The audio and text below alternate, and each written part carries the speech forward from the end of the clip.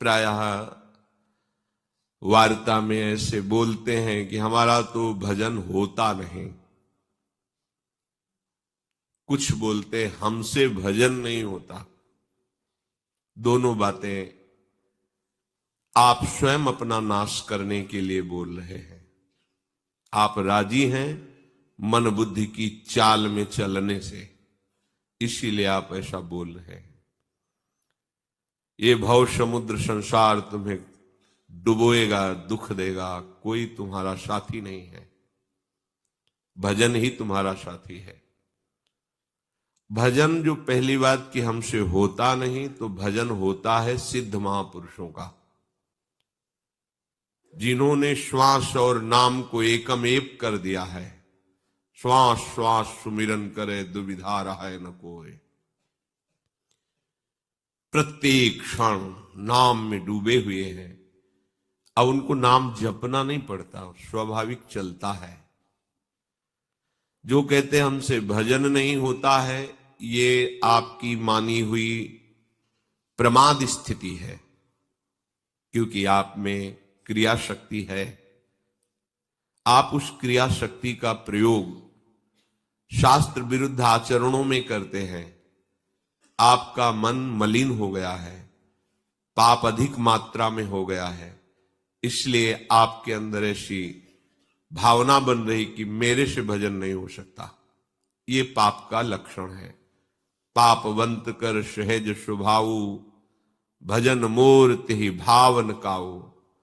जब हमारे पाप अधिक हो जाते हैं तो भजन करने की भावना का ही वो नाश कर देते हैं। हमसे नहीं हो पाएगा ये सब, पाप अधिक हो गए। अगर कहीं पाप है पर वो पुण्य को दबा नहीं पा रहे, तो आपको साधु संग, शास्त्र स्वाध्याय और सामने की दृश्य परिस्थिति ऐसे विचार में डाल देगी कि आपका भजन होने लगेगा, क्योंकि आपके पुण्य जोरदार है। अगर पुण्य को दबा करके पाप ऊपर बढ़ गया है तो फिर यही बात आएगी हमसे भजन नहीं होता। इसके लिए भी उपाय भजन ही है। जबरदस्ती भजन करो। जरूरी थोड़ी जब हम पैसा कमाने जाते हैं कि हमें मनोनुकूल ही काम मिले। अब हमको ले गया अपनी लेबरी कराने के लिए, 8 घंटे के हमको 500 रुपए देगा। अब वो जो चाहे झाड़ू लगवावे, ईंट पत्थर ढुलावे, कुछ भी करे, तो हम मन को राजी कर लेते हैं 500 रुपए के लिए।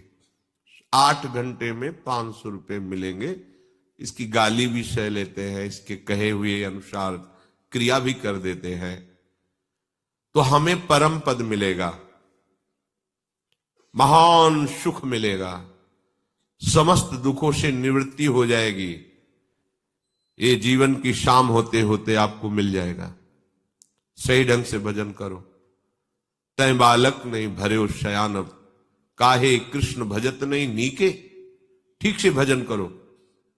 क्या ठीक से? कुत्सितवाद विकार परधन, सुन सिख मंद परती बंचु। गंदी बातें सुनना बोलना बंद करो।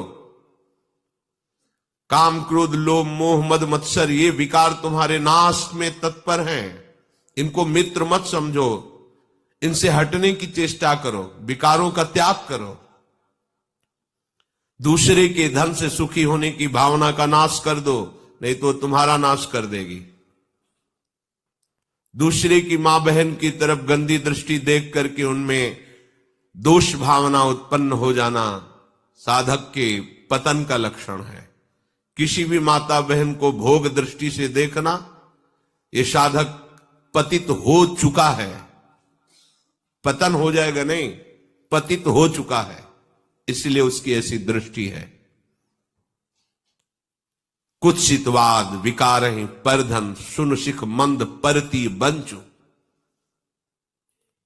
जब तक हम असाधनों का, इन असाधनों का त्याग करने के लिए प्रयत्न नहीं करेंगे, तब तक भजन कैसे हो पाएगा? इसलिए तू बालक नहीं भरे शयानव, तेरे में बड़ी चतुरता भरी हुई है।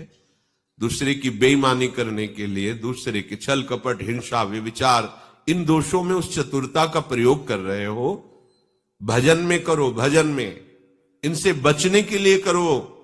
चतुरता का प्रयोग शयानप इनमें लिप्त होने के लिए नहीं, इनसे बचने के लिए करो, ठीक से भजन करो।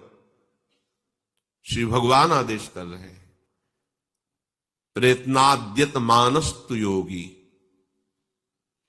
संशुद्ध किलविषा। सारे पाप नष्ट हो जाते हैं जो प्रयत्न पूर्वक भजन करता है। उपासक को प्रयत्न करना पड़ेगा।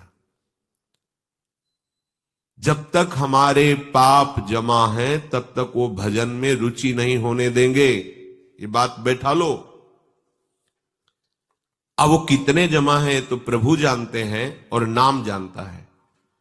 प्रभु का नाम जो हम मंत्र नाम जप रहे हैं वो पूरा का पूरा पाप और उसकी प्रवृत्ति जहां से पाप प्रकट होते हैं, जब दोनों का नाश कर देगा तो आपका हृदय प्रसन्नता पूर्वक भजन में आसक्त हो जाएगा। ये पवित्र हृदय का लक्षण है। छूट ही नहीं सकता नाम, प्राण प्यारा लगने लगेगा। तदर्पिता अखिलाचारिता तद्विस्मरणेन परम व्याकुलते। एक एक आचरण, एक एक चेष्टा भगवान को समर्पित, जरा सा भूल जाने पर भारी व्याकुलता, ये पवित्र हृदय का लक्षण है। पर ये पवित्रता बाहरी तीर्थ अवगाहन से नहीं होगी, नहीं होगी, विश्वास कीजिए। ये होगी भगवत चिंतन से। बाहर से आपका शरीर धाम में रह रहा है, इससे बड़ा कोई तीर्थ है क्या? विचार करके देखिए। बाहर से शरीर धाम में रह रहा है, सत्संग में है, साधु वेश में है या साधु समागम में है, इससे बड़ा कोई परमार्थिक विधान मंगल में हो सकता है क्या जो अपने लोगों को मिला है? पर क्या हमारा हृदय पवित्र हो गया है? पवित्रता का लक्षण है स्वाभाविक भगवत स्मृति में डूबे रहना। जिस समय संशुद्ध किलविषा, समस्त पाप नष्ट होकर हृदय शुद्ध हो जाएगा तो आसक्त हो जाओगे भजन में। नाम इतना अमृत में लगेगा कि प्राण छोड़ देना अच्छा लगेगा, पर नाम छोड़ देना नहीं। यह है निष्पाप स्थिति की पहचान। आप निष्पाप हो चुके हैं, इसकी पहचान यह है। और आप में पाप की वृत्तियां हैं, पाप है, इसकी पहचान भजन में अरुचि होना और भोगों में अच्छाई दिखाई देना, भोगों में सुख दिखाई देना, भोगों की इच्छा होना, ये पाप का लक्षण है।